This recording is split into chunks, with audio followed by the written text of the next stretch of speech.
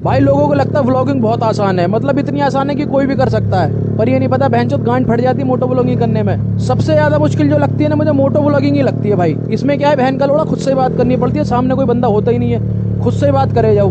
औरों को देख लो भाई, फूड व्लॉगिंग देख लो उसमें आपको बंदे मिल जाएंगे, मार्केट व्लॉग देख लो उसमें आपको बंदे मिल जाएंगे, पर मोटो व्लॉगिंग में बहनचोद खुद से बात करनी पड़ती है। भाई मैं एक जगह रुक गया रेड लाइट पे, बराबर वाला बंदा पूछ रहा भाई साहब क्या करते हो, मैंने कहा व्लॉगर हूँ। मैं भी चौड़े में था, मैंने कहा व्लॉगर हूँ। कह रहा अच्छा तुम वही हो क्या, हगना मुगतना सब दिखाते हो। मैंने कहा नहीं नहीं मैं वैसा नहीं हूँ, मैं तेरे जैसे चूतों की शक्लें दिखाता हूँ।